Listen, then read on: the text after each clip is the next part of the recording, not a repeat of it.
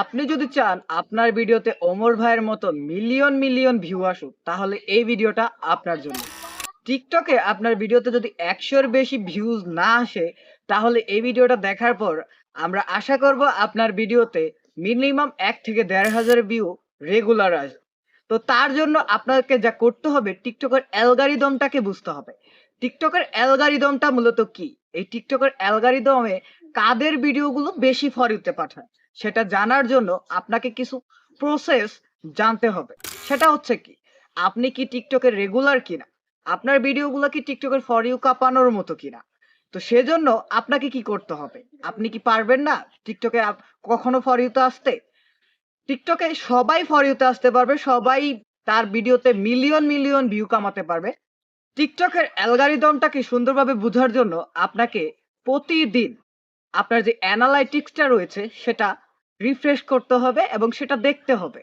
তাহলে আপনি বুঝতে পারবেন টিকটকের অ্যালগরিদম কিভাবে কাজ করে। আপনি যদি একজন কনটেন্ট ক্রিয়েটর হয়ে থাকেন, যে আপনি আপনার কনটেন্টের মাধ্যমে টিকটকে একটা অডিয়েন্স বেজ জয়েন্ট করবেন। যেমন আমাদের ম্যাক্সিমাম টিকটকার যারা ভাইরাল তাদের কিন্তু মিলিয়নের উপর ফলোয়ার। আপনিও কিন্তু চাইলে এই মিলিয়ন মিলিয়ন ফলোয়ার আপনার আইডিতে বানাতে পারবেন। তার জন্য কি করতে হবে? আপনাকে ৩ টা স্টেপ ফলো করতে হবে। এই ৩ টা স্টেপ কি, কি? ১ম স্টেপ, আপনাকে একটা কনটেন্ট সিলেক্ট করতে হবে। কিরকম? আপনি কি ধরনের কনটেন্ট আপনার ওই প্রোফাইলে আপলোড করবেন। সাপোজ আপনি যদি একজন গেমার হয়ে থাকেন, তাহলে গেমিং কনটেন্ট আপলোড করবেন। আপনি যদি খুব ভালো ফানি ভিডিও মেক করতে পারেন, তাহলে ফানি ভিডিও আপলোড করবেন। আপনি যদি শায়েরি ভিডিও আপলোড করতে পারেন, শায়েরি ভিডিও বানাতে পারেন, তাহলে শায়েরি ভিডিও বানাবেন। তবে আপনি কখনো এই ভুলটা করবেন না, যেমন একটা প্রোফাইলের ভিতর আপনি ৫ ক্যাটেগরির বিভিন্ন ক্যাটেগরির কনটেন্ট কখনোই আপলোড করবেন না। যদি এমনটা করেন, তাহলে কখনোই আপনার ভিডিও ভাইরাল হবে না। কারণ একেক ধরনের অডিয়েন্স একেক ধরনের জিনিস দেখতে পছন্দ করে। কেউ গেমিং ভিডিও দেখতে পছন্দ করে, কেউ বা আবার আপনার ফানি ভিডিও দেখতে পছন্দ করে। তো যে যেই ধরনের ভিডিও দেখতে পছন্দ করে, সে সেই ধরনের ভিডিওতে লাইক করে, সেই ধরনের প্রোফাইল ফলো করে। তো তারপর ২ নাম্বার স্টেপ আপনাকে যা করতে হবে, টাইম মেইনটেইন করতে হবে। আপনার এই ভিডিওগুলো আপনি কখন, কখন আপলোড করবেন সেই টাইম ম্যানেজমেন্টটা আপনাকে ঠিক করতে হবে। আপনি যদি রেগুলার ১ টা করে ভিডিও দিতে পারেন, তাহলে রেগুলার ১ টা করে ভিডিও দিবেন। যদি রেগুলার ২ টা করে ভিডিও দিতে পারেন, তাহলে রেগুলার ২ টা করে ভিডিও দিতে পারেন।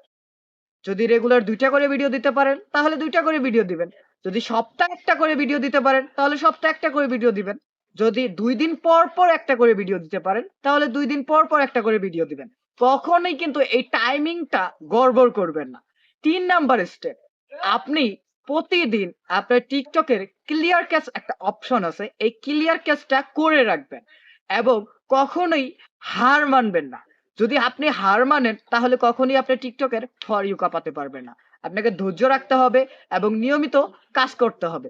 যদি আপনি নিয়মিত কাজ করেন, ইনশাআল্লাহ আপনি ২০ থেকে ৩০ দিনের মাথায় দেখবেন আপনার প্রত্যেকটা ভিডিওতে ১ থেকে ২,০০০ ভিউ আসা শুরু হয়ে গেছে।